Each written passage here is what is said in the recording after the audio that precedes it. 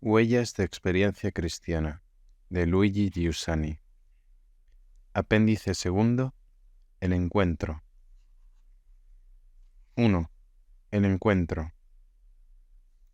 Es admirable reflexionar cómo también en la trama del tiempo natural es a través del fenómeno del encuentro como la potencia divina llama a los hombres a asumir su parte en el plan providencial. Mientras todo un aspecto del mundo es gobernado por un desarrollo mecánico tal que se pueden derrumbar y descubrir sus leyes, el aspecto más típicamente humano, aquel en que entra en juego la libertad, la intuición y el amor, está todo él apremiado por este surgir de encuentros aparentemente casuales, casi como una irracionalidad intraducible en leyes. Y sin embargo, precisamente es esto lo que crea la historia humana dentro de la evolución cósmica. La palabra encuentro implica en primer lugar algo de imprevisto y sorprendente. En segundo lugar, implica algo de real, que nos toca realmente, que afecta a nuestra vida. Entendido así, cada encuentro es único. Las circunstancias que lo determinan no se repetirán ya de ese modo, precisamente porque cada encuentro es un trozo preciso de la voz que llama a cada uno por su nombre. Cada encuentro es una gran ocasión ofrecida por el misterio de Dios a nuestra libertad. En la historia del reino de Dios, el acontecimiento revelador inicial es precisamente un encuentro. En el Antiguo Testamento, una voz llama a un hombre en un lugar concreto. Dios puso a prueba a Abraham y le dijo: «Abraham, Abraham». Y él respondió: «Heme aquí». Pero qué estupor y qué dulzura, en María como en nosotros, oír la gran voz con la que se toparon Abraham, Isaac y Jacob, Moisés y Jeremías, convertirse en la presencia de Gabriel. Ave María. Pero todo esto no era sino premisa. Más imprevisible todavía y desconcertante, y dulce es el encuentro único, la gran ocasión de la historia humana. Leamos la crónica de aquel primer día en que comenzó a resultar patente. Más aún, si leemos el Evangelio, nos parece estar asistiendo todavía visiblemente a la formación de la primera trama del reino de Dios, a través de los encuentros de Jesús. Encuentro con el paralítico, encuentro con Mateo, encuentro con la hija de Jairo y la hija enferma, encuentro con los 2 ciegos, encuentro con el mudo endemoniado, encuentro con el joven rico, encuentro con la viuda de Naín, encuentro con el centurión, encuentro con la pecadora, encuentro con Zaqueo, encuentro con Nicodemo, encuentro con la samaritana. Y, en fin, el instrumento de la eclosión del reino de Dios en el Imperio Romano, Pablo, fue aferrado en aquel encuentro memorable que parece unir la forma misteriosa de la antigua voz con la humanidad concreta de una compañía. Saulo, Saulo, ¿por qué me persigues? En el origen de la historia del cristianismo, encontramos gente común que ha encontrado a uno y lo ha seguido. Pero, ¿cómo podemos nosotros, ahora, después de 2000 años, encontrar a Jesús? Retomemos este problema fundamental ya enunciado en la premisa. Un niño, al crecer, hacerse adulto y envejecer, cambia el modo de vivir, el rostro, el aspecto, y sin embargo es siempre la misma persona. Asimismo, el modo, el rostro, el aspecto exterior con que la realidad de Jesucristo se nos presenta 2000 años después, es distinto del modo con que la misma realidad se presenta a los primeros discípulos. Desde el comienzo, el modo de tomar contacto con Él no era solo el verlo en persona. Había también otro modo, el de escuchar a sus discípulos. La figura de Cristo en la historia del hombre se presenta también con el rostro y el aspecto del conjunto de personas que le siguen, con el rostro y el aspecto de la comunidad cristiana. Saulo, Saulo, ¿por qué me persigues? La comunidad de la Iglesia es, pues, el rostro que la realidad de Cristo asume en nuestra vida. Cristo era verdaderamente humano.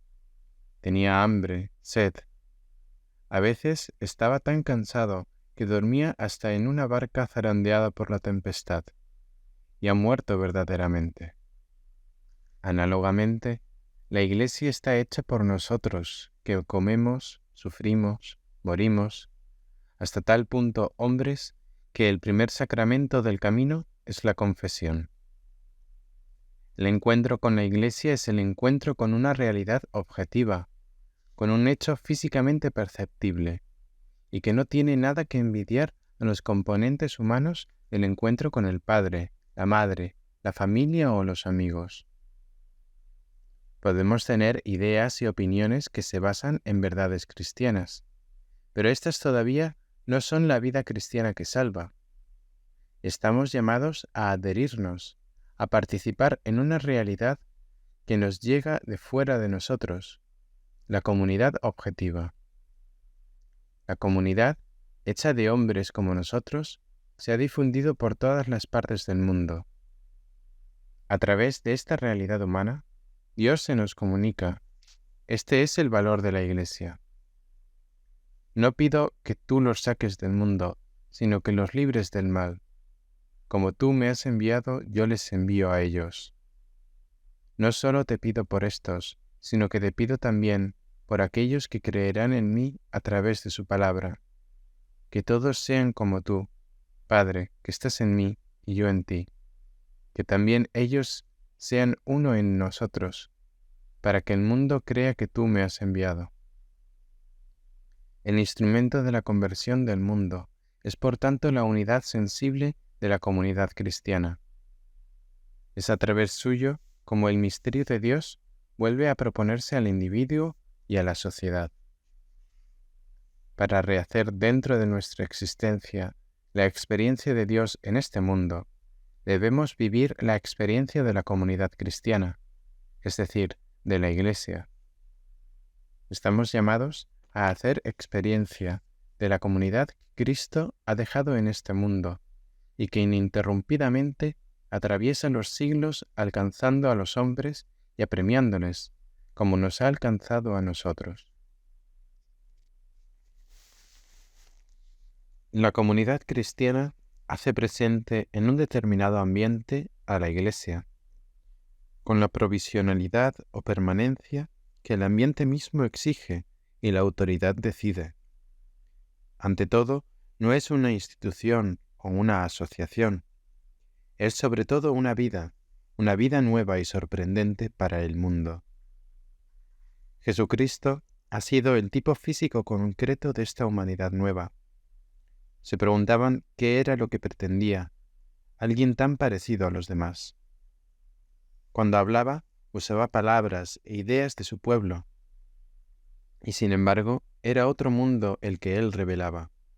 Un mundo ciertamente no extraño al hombre, pero que los ojos y el corazón de la gente, antes ignorante, sentían como nacer delante y dentro de ellos. En verdad te digo, si uno no nace de nuevo, no puede entrar en la realidad verdadera, dijo Jesús a Nicodemo. El cristianismo es un nuevo modo de vivir este mundo, es un tipo de vida nueva. Ante todo, no representa algunas experiencias particulares, algunos modos o gestos al lado de otros, algunas expresiones o palabras que añadir al vocabulario acostumbrado. El cristiano usa el vocabulario que usan todos los hombres, pero el significado de las palabras es distinto. El cristiano mira toda la realidad como el que no es cristiano, pero lo que la realidad le dice es distinto, y él reacciona de modo distinto. Una lealtad profunda para con su ambiente caracteriza al cristiano, porque el puesto que Dios le ha confiado está dentro de este mundo, dentro de las alegrías y las fatigas, allí donde se está, en el ambiente, Esto es, como dice la palabra, en aquello que nos circunda. Pero este trozo de mundo, en el que vive con intensa adhesión, el cristiano lo afronta conforme a un espíritu y un corazón nuevos, nacidos no de la sangre, ni de la carne, ni de la voluntad del hombre, sino de la potencia de Dios. Ciertamente, tenemos la tentación de pararnos en el escepticismo de Nicodemo. ¿Pero cómo puede ser esto? La respuesta se descubre únicamente en la experiencia de vida que la comunidad cristiana nos llama a realizar, renovando continuamente la conciencia fresca de la primera cristiandad, tal como testifica este antiguo pasaje. Los cristianos no tienen una lengua exótica, no se separan de los demás, no viven una vida distinta. Aún observando las costumbres locales, muestran en esto mismo que tienen un carácter único. Su vida es como un paraíso. Viven en patrias particulares, pero como gente que vive donde sea. Participan en los deberes de cualquier ciudadano y saben aceptar y vivir la hospitalidad con delicadeza y generosidad desconocidos para otros. Se casan, tienen niños, pero no dejan a sus niños en la calle. No les abandonan, cosa frecuente allí donde el mundo no ha sido tocado por el cristianismo. Comen todos, pero no del mismo modo que los demás. Tienen un cuerpo de carne, pero no viven como los otros. Tienen el cuerpo en la tierra, pero son ciudadanos de otro mundo. Se alzan con libertad por encima de toda ley, aun siguiendo las leyes de su país. Son pobres, pero enriquecen el espíritu de los otros. Carecen de todo y están tranquilos como si nadaran en la abundancia. Son calumniados e injuriados, bendicen. Tienen una capacidad de respeto desconocida para los demás. Castigados, gozan, porque así se hacen semejantes a aquel que les ha hecho nacer. Lo que el alma es para el cuerpo, son los cristianos para el mundo. El mundo odia a los cristianos y, sin embargo, tienen una alegría desconocida para otros. Son retenidos en la prisión del mundo, pero ellos son quienes dan sentido al mundo. Dios les ha asignado un puesto del que ellos no tienen la posibilidad de desertar. Fin de la cita de la carta a Diogneto. Cada cual puede darse cuenta de que en el origen de su más auténtica participación en una vida de la Iglesia, y por tanto de comunidad, están los encuentros que se han hecho y encuentros que todavía se están haciendo. De este modo, cada uno de nosotros puede convertirse en encuentro para los compañeros y amigos. Pero ya que tenemos una conciencia cada vez más clara del valor de todo esto, entre las muchas posibles, dirigimos la atención sobre estas cosas. Primero, el encuentro con una comunidad cristiana viva, o con un cristiano que impresiona, porque nos dice algo que sentimos como verdadero. Tiene la característica de una novedad y de un valor sin igual. A través de una frase, de una palabra, de un gesto, vemos aflorar en la realidad presente el encuentro con una tradición que tiene sus raíces siglos atrás.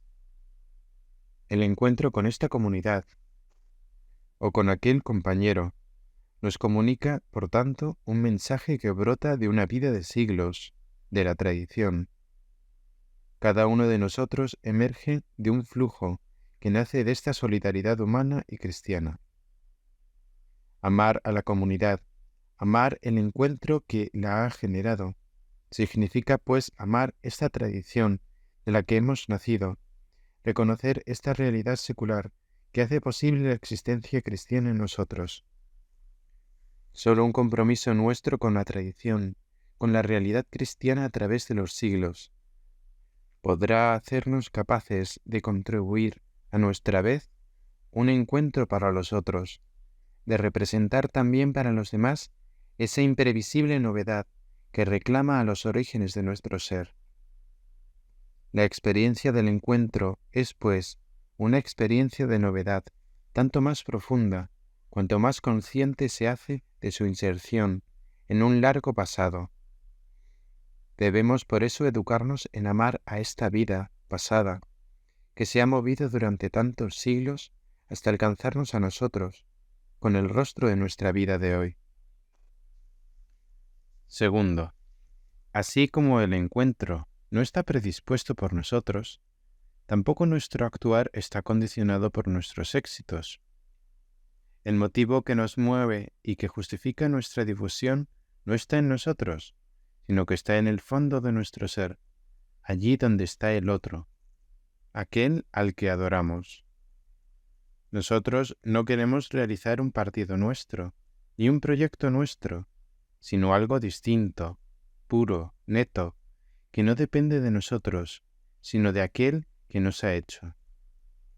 De ahí que el encuentro aceptado con sencillez nos dé una gran libertad de espíritu, que nos hace no pararnos nunca, que nos hace actuar independientemente de nuestra cultura o de nuestra sagacidad, por encima incluso de nuestro corazón. Esta fe, esta seguridad, la tenemos porque otro actúa en nosotros. Nuestra libertad consiste en esa sencillez e ingenuidad, por la que no nos cansaremos nunca de dirigirnos a cualquiera, de repetir a cualquiera la invitación a ese encuentro, que es definitivo en la vida de un hombre.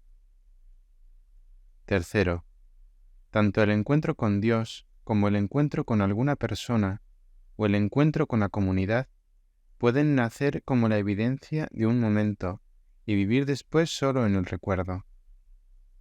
A veces aparece como un rayo en la niebla, pero igualmente esta fugaz aparición nos deja la seguridad de haber encontrado, por decirlo con un juego de palabras, algo en lo que dentro hay algo. Efectivamente, aunque enseguida la oscuridad se cierre en torno al hombre, éste no puede quedar igual. Una eventual postura de indiferencia no puede ser sino un estado de ánimo en el que se busca tocar el fondo del recuerdo de aquel encuentro. Pero éste permanece como un hecho imborrable de la propia vida. En todo caso, el encuentro será tanto más significativo cuanto más se presente el hombre a él sin esquemas propios que salvar, condiciones que poner, previsiones que avalar, sino con disponibilidad profunda, única postura adecuada a ese sentido del misterio, del que debería partir toda confrontación humana. A esta disponibilidad, el Evangelio la llama pobreza de espíritu, que es también libertad de espíritu. 2. El encuentro como verificación. No es verdadero encuentro aquel que no ejerce de algún modo sobre nosotros una llamada. Y toda llamada es siempre objetivamente una propuesta. Cuanta más inteligencia y sensibilidad se tiene, tanto más se da cuenta uno de cómo su vida está tejida de encuentros y de cómo cada encuentro constituye una llamada y contiene una propuesta.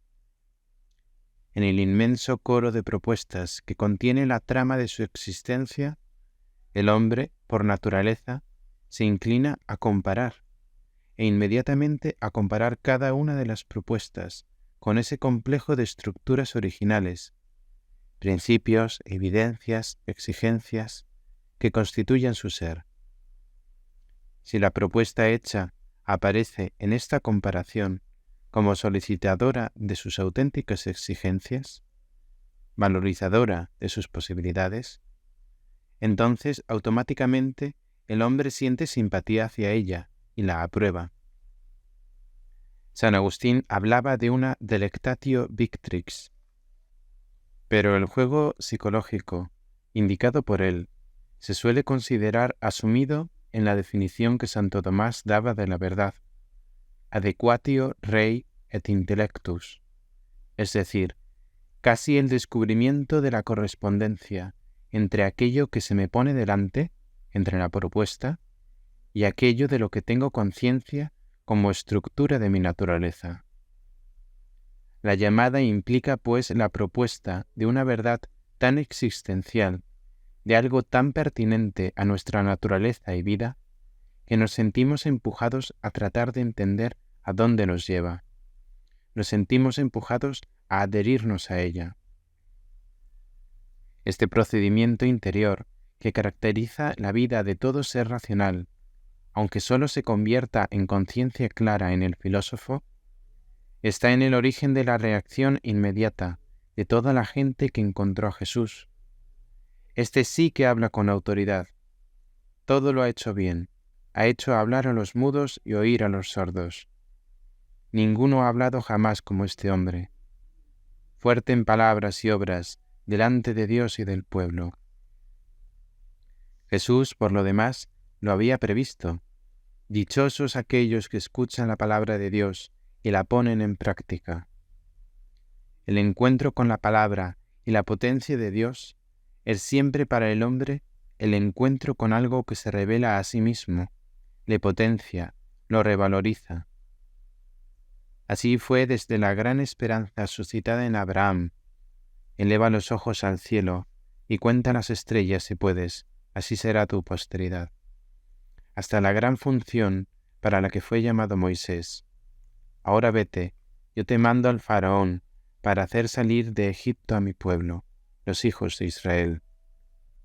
O a la grande y trágica fascinación que llegó a su misión a Jeremías.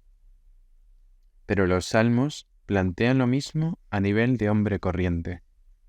Dichosos aquellos que respetan tus decretos. Repíteme, oh Señor, la palabra con la que me has suscitado la esperanza. Si tú no fueses mi gran consuelo, ya habría perecido en mis desventuras.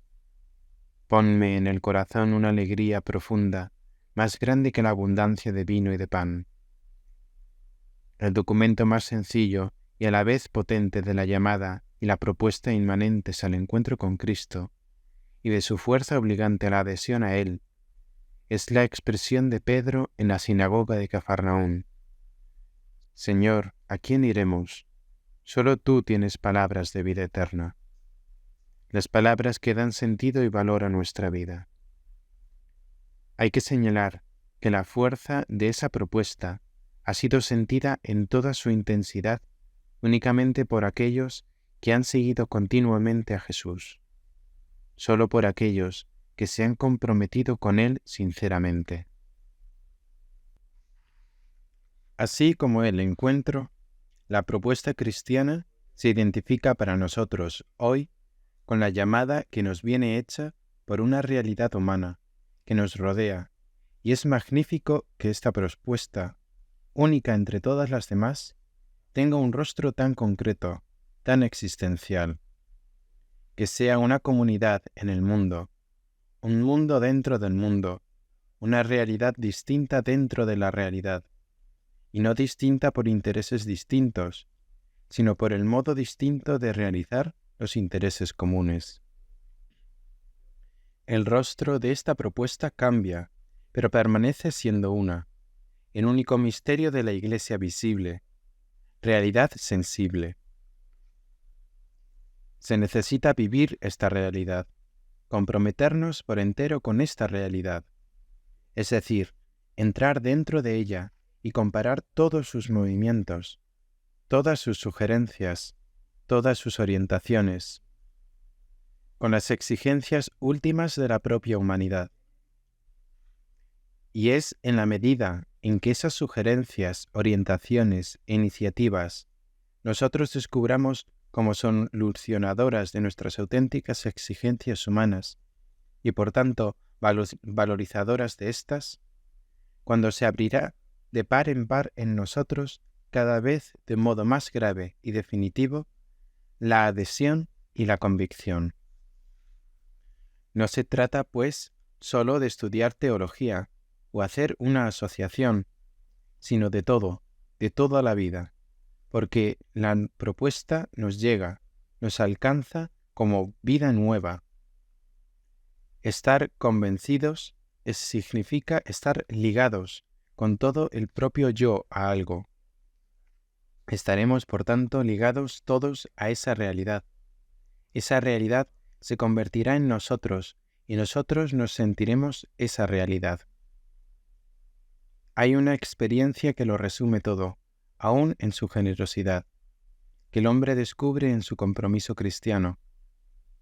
La conciencia de ser valorado como persona, como individualidad, y al mismo tiempo como solidaridad en el cosmos, como participación amorosa en el cosmos. Una valoración de la propia autenticidad personal y de la propia función en el mundo. Viene a la mente la frase de Jesús: quien me siga tendrá la vida eterna, y el 100 por 1 aquí abajo. La propuesta cristiana se nos muestra como comunidad, que nos invita a vivir una vida. Ven y ve. Nosotros, quizás, como ya hemos indicado, tendremos la tentación de objetar como ¿acaso será posible? Pero la réplica no cambia. Ven y ve. Es decir, sígueme y verás. Es un compromiso que, aunque sea como hipótesis de trabajo, podríamos decir que implica un arrojar toda nuestra vida dentro de la comunidad de la Iglesia, un identificar la vida de la comunidad de la Iglesia con nuestra vida. Entonces se ve, es decir, nos damos cuenta de qué significa para nosotros. Es una auténtica verificación a llevar a cabo. Quien no pasa a través de esta verificación, o bien permanecerá siendo cristiano sin decir nada nuevo, o bien acabará yéndose. Un encuentro que no fuese llamada y propuesta que verificar, sería tan vacío que la memoria no lo recordaría ni siquiera como encuentro. Sería un acontecimiento tan inútil que ni siquiera pertenecería a la historia.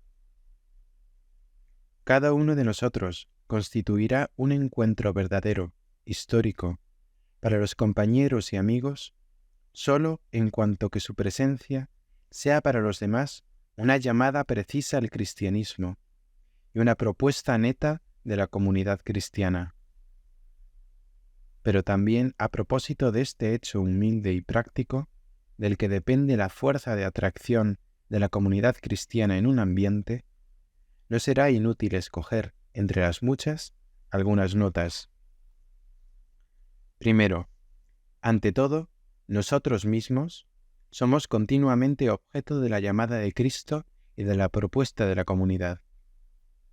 Lo que tal vez deberemos recordar a otros, recordémoslo a nosotros mismos. No es verificación de una llamada y de una propuesta, un apegamiento mecánico a cierta posición, como si fuese un partido propio. Todavía menos una actitud de una sola curiosidad, y menos aún un ánimo inclinado a acusar y juzgar los posibles efectos. No es verificación tampoco multiplicar la participación en algo materialmente, exteriormente, pasivamente. Para verificar se necesita comprometer toda la propia persona con atención clara y renovada. Y sobre dos aspectos de esta sinceridad conviene hablar en particular. Las características de compromiso con una determinada propuesta son aquellas que la propuesta misma exige. No podemos ser nosotros, con una iniciativa de nuestra imaginación, quienes determinemos la modalidad de la verificación que debemos hacer, sino que es la fisonomía misma de la propuesta la que nos impone el método a seguir. Si la llamada y la propuesta cristiana son una vida de comunidad, será necesario que esta comunidad determine las formas del compromiso. Estamos llamados a una experiencia que debe ser realizada con fidelidad, es decir, mientras y hasta donde se nos haga la propuesta. Una verificación que no haya previsto la voluntad de continuar hasta cuando sea provocada, ni siquiera al comienzo era auténtica. Estamos llamados a seguir hasta el fin, porque la propuesta cristiana se nos ha hecho hasta el fin, hasta el último instante. Es la naturaleza misma de la llamada cristiana la que lo exige así, porque es llamada al misterio de Dios revelado en la historia humana. Es pues llamada a la salvación del hombre. uno no puede tomar en serio la propuesta cristiana únicamente si descuida sus originales exigencias humanas. No hay margen frente a esa llamada, o la adhesión que establece su drama bien concreto, el drama del compromiso, de la santidad, o la búsqueda, igualmente cargada de consecuencias. La auténtica postura del hombre, que sabe que no se ha hecho a sí mismo, es la de la búsqueda del propio origen y del propio destino. Por esto, aun cuando no haya llegado todavía a descubrir, debe sentir conveniente y necesario para su vida el continuar verificando la propuesta. Aunque camines sin ver, siguiendo te salvas como quien ha visto y tocado. De ahí que haya una insospechada consanguineidad entre quien verdaderamente busca y quien sinceramente ha encontrado. Segundo, la llamada del hombre cristiano a los otros debe ser auténtica. Hablemos también de aspectos importantes de esta autenticidad.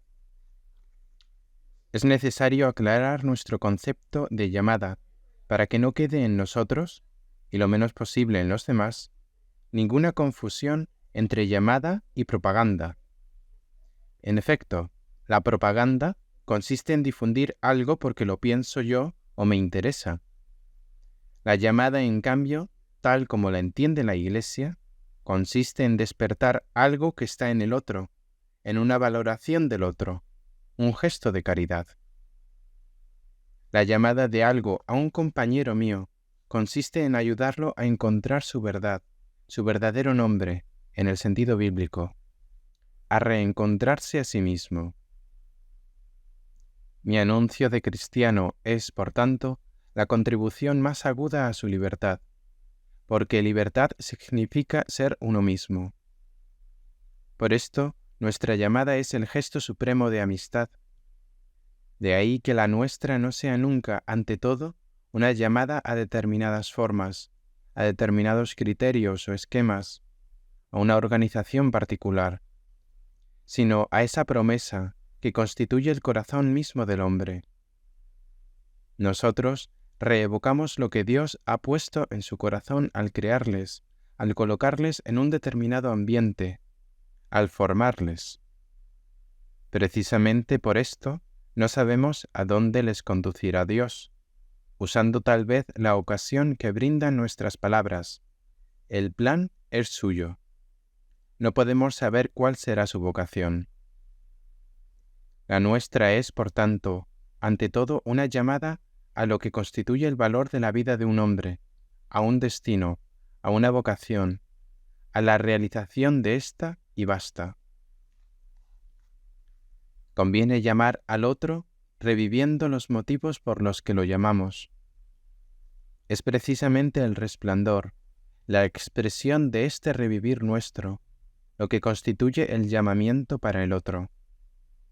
De ahí que la llamada no sea algo extrínseco a nosotros, como una tarea fuera de nosotros. Cuando uno ha perdido la viveza de la adhesión, llama a sangre fría, como quien pone a una fórmula una ideología. La suya es a menudo una propaganda que solo genera discusiones. Él mismo se siente extraño al otro. Debemos obrar de manera que todo nuestro modo de hacer, las iniciativas que asumimos, las invitaciones que hacemos, estén invadidas y vivificadas por una genuina preocupación ideal. Nosotros tenemos todas las preocupaciones de los demás, porque son humanas. Pero en nosotros hay algo más. En nosotros cada gesto está atravesado por la preocupación profunda de amar al hombre, esto es, de ayudarle a ser verdaderamente libre, a caminar hacia su destino.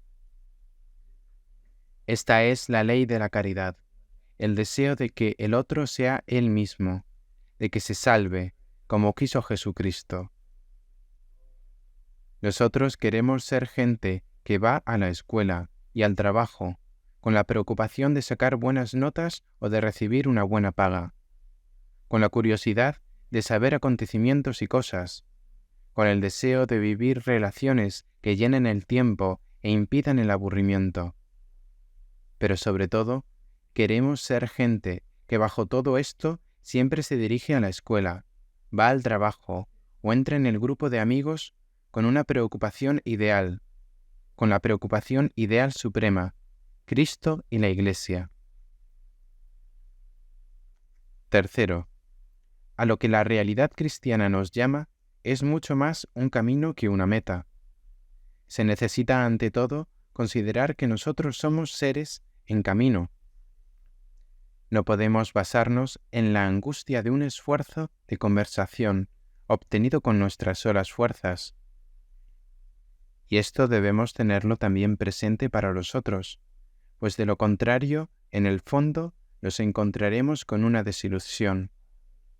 Bien por nosotros mismos, bien porque uno se encuentra siempre con sus defectos, a pesar del compromiso con los encuentros hechos. O por los otros, porque no cambian como querríamos. O por la humillación sutil de ver a aquellos a quienes nosotros hemos llamado convertirse en gente mejor que nosotros. 3. El encuentro como gracia.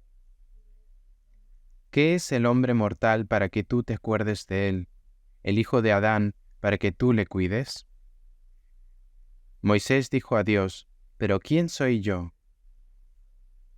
Y yo dije, ah, Señor, ya ves, ni siquiera soy capaz de hablar. Yo no soy más que un muchacho. Señor, yo no soy digno de que tú entres en mi casa. La conciencia de la gratuidad absoluta de las intervenciones de Dios en la historia es el valor más puro y objetivo de la vida cristiana, porque no existe verdad más grande, dulce y exaltante. Los encuentros que Él ha creado para hacer partícipes de su reino a los hombres, nosotros, son un don tan puro que nuestra naturaleza no habría ni siquiera podido imaginarlos, preverlos. Puro don por encima de toda capacidad de nuestra vida. Gracia. Jesucristo resume en su cuerpo místico todo este reino de la gracia, de la bondad sobrenatural de la potencia de Dios. Así como fue gracia para los hebreos de hace 2000 años, la existencia entre ellos de Jesús de Nazaret y el encontrarlo por la calle. La misma gracia es para los hombres de hoy, la existencia de la Iglesia en el mundo y el encontrarla en medio de su sociedad. Y no solo el hecho del encuentro, sino también la capacidad de entender su llamada, es don de gracia. Tú eres dichoso, Simón, hijo de Jonás, porque ni la carne ni la sangre te lo han revelado, sino mi Padre que está en los cielos. En aquel tiempo dijo Jesús, yo te alabo, Padre, Señor del cielo y de la tierra, porque ocultaste estas cosas a los sabios y doctores y las revelaste a los pequeñuelos. Sí, Padre, porque así te plugo. Todo me ha sido entregado por mi Padre, y nadie conoce perfectamente al Hijo sino el Padre, y nadie conoce al Padre sino el Hijo, y aquel a quien el Hijo quiere reservárselo. Y él les respondió, porque a vosotros se os ha dado conocer los misterios del reino de los cielos, en cambio a ellos no. Y la misma capacidad de verificar esta llamada, de reconocer su valor, es don de gracia. Y yo rogaré al Padre, y os dará otro abogado, que estará con vosotros para siempre, el Espíritu de verdad, que el mundo no puede recibir, porque no le ve ni le reconoce. Pero vosotros le conocéis, porque permanecerá con vosotros y estará en vosotros. Pero el Paráclito, el Espíritu Santo que el Padre mandará en mi nombre, os enseñará todas las cosas y os sugerirá todo lo que yo os he dicho. Yo he manifestado tu nombre a los hombres que me has dado en el mundo. Eran tuyos y tú me los has dado, y ellos han conservado tu palabra. Ahora reconocen que todo lo que me has dado viene de ti. El Espíritu mismo testifica a nuestro espíritu que somos hijos de Dios. y la capacidad de adherirse y realizar la propuesta cristiana es don de gracia. Yo soy la vid verdadera, y mi Padre el viñador. Todo sarmiento que en mí no lleva fruto, Él lo corta, y todo sarmiento que en mí lleva fruto, lo poda, para que dé más fruto. Vosotros estáis ya limpios por la palabra que os he dado. Permaneced en mí y yo permaneceré en vosotros. Así como el sarmiento no puede dar fruto por sí mismo, si no permanece en la vid, tampoco vosotros, si no permanecéis en mí.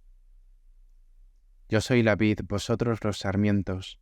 El que permanece en mí y yo en él, ese da mucho fruto, porque sin mí no podéis hacer nada. Esto dijo Jesús, y levantando los ojos al cielo, añadió: Padre, llegó la hora, glorifica a tu Hijo para que el Hijo te glorifique, según el poder que le diste sobre toda carne, para que a todos los que tú le diste les dé Él la vida eterna. Esta es la vida eterna, que te conozcan a ti, único Dios verdadero, y a tu enviado Jesucristo. Y yo les di a conocer tu nombre, y se lo haré conocer, para que el amor con que tú me has amado esté en ellos y yo en ellos. Porque la mente y el corazón del hombre no se adecúan nunca a los pasos que Dios da hacia él. La misma bondad sobrenatural que hace asumir al misterio de Dios forma de siervo y figura de hombre, en Cristo y en la Iglesia, proporciona también el espíritu y la sensibilidad del hombre a estas maravillas. De lo contrario, quedarían como luces para un ciego o palabras para un sordo, como para nuestros oídos los ultrasonidos, que son como el silencio. También el encuentro, pues, con ese trozo de iglesia que es la comunidad cristiana en el ambiente en que uno se encuentra en gracia, es un don de la potencia de Dios. Y se necesita la gracia también para entender la llamada de aquellos que la forman y de quien la guía, para comprometerse a verificar este llamamiento suyo y para adherirse y ser fieles a su propuesta. Llegados a este punto, podemos comprender cuál es la expresión de una verdadera disponibilidad y compromiso de cara al anuncio cristiano. Es la postura de petición, de oración. La norma del encuentro cristiano hace inmediatamente consciente al hombre sincero de la desproporción entre sus fuerzas y los términos mismos de la propuesta, consciente de la excepcionalidad del problema planteado por un mensaje así. El sentido de la propia dependencia originaria, que es el aspecto más elemental de la religiosidad natural, dispone por tanto el ánimo sencillo para reconocer que toda la iniciativa puede ser del misterio de Dios, y la postura última a adoptar es la actitud humilde de quien pide ver, entender y adherirse. De tal modo es fundamental esta postura de oración, que es propia tanto de los creyentes como del que aún no cree, tanto de Pedro que exclama: «Creo, Señor, pero aumenta mi fe», como del desconocido que grita: «Dios, si es que existes, revélate a mí». Una disponibilidad y un compromiso con el hecho cristiano que no se traduzcan en petición, en oración, no son suficientemente auténticos, porque no cuidan con inteligente lealtad lo que significa la propuesta que se nos pide verificar. Llega la hora en que cualquiera creerá que rinde culto a Dios matándoos, y harán esto porque no han conocido ni al Padre ni a mí.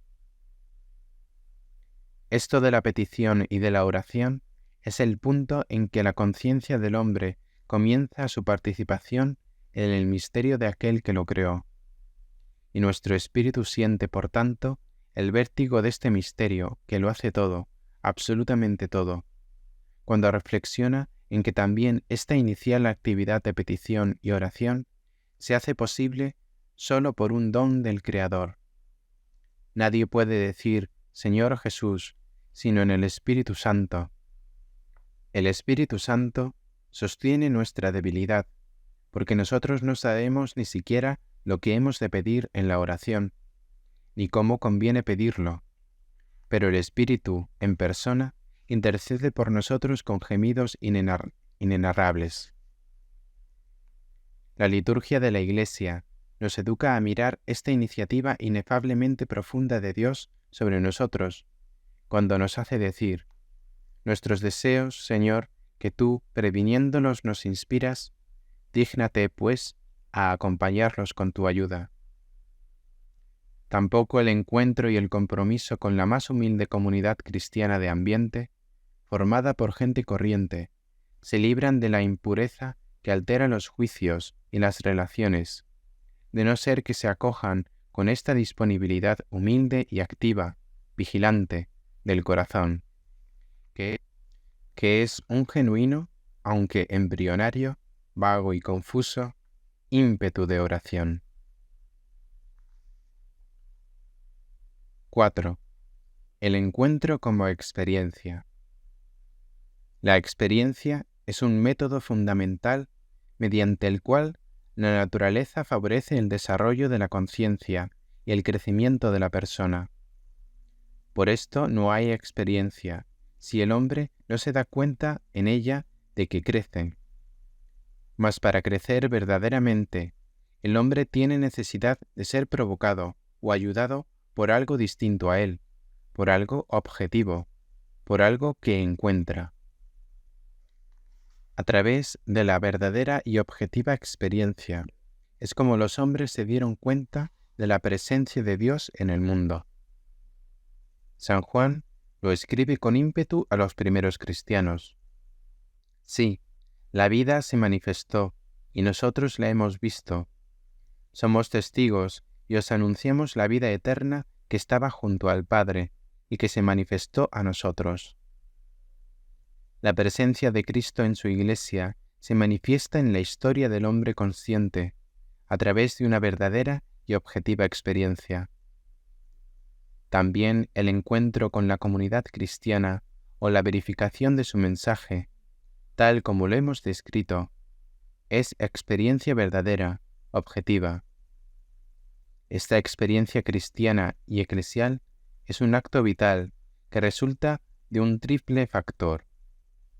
Primero, el encuentro con un hecho objetivo originalmente independiente de la persona que realiza la experiencia, hecho cuya realidad existencial es la de una comunidad sensiblemente documentada, hecho cuya realidad existencial es la de una comunidad sensiblemente documentada, tal como ocurre con toda realidad integralmente humana. Comunidad para la cual la voz humana de la autoridad en sus juicios y en sus orientaciones constituye el criterio y la forma. No existe versión de la experiencia cristiana, por muy interior que sea, que no implique, al menos en última instancia, este encuentro con la comunidad y esta referencia a la autoridad. Segundo, el poder de percepción adecuada del significado de ese encuentro. El valor del hecho con el que nos topamos trasciende la fuerza de penetración de la conciencia humana y requiere siquiera un gesto de Dios para su comprensión adecuada. Efectivamente, el mismo gesto con el que Dios se hace presente al hombre en el acontecimiento cristiano exalta también la capacidad cognoscitiva de la conciencia, adecúa la lente de la mirada humana a la realidad excepcional que la provoca. Se llama gracia de la fe. Tercero, la conciencia de la correspondencia entre el significado del hecho con el que nos topamos y el significado de la propia existencia, entre la realidad cristiana y eclesial y la propia persona, entre el encuentro y el propio destino. Es la conciencia de dicha correspondencia la que verifica este crecimiento de sí esencial al fenómeno de la experiencia. También en la experiencia cristiana, o más aún, especialmente en ella, aparece claro cómo en una auténtica experiencia está comprometida la autoconciencia y la capacidad crítica, capacidad de verificación del hombre. Y como toda auténtica experiencia, está bien lejos de identificarse con una impresión tenida o de reducirse a una repercusión sentimental. Es en esta verificación donde en la experiencia cristiana el misterio de la iniciativa divina revaloriza existencialmente la razón del hombre. Y es en esta verificación donde se demuestra la libertad humana, porque la comprobación y el reconocimiento de la correspondencia exaltante entre el misterio presente y mi propio dinamismo humano no pueden tener lugar sino en la medida en que está presente y viva esa aceptación de mi fundamental dependencia, de nuestro esencial estar hechos, en la cual consiste la sencillez, la pureza de corazón, la pobreza de espíritu. Todo el drama de la libertad reside en esta pobreza de espíritu, y es un drama tan profundo que acaece frecuentemente casi sin que el hombre se dé cuenta.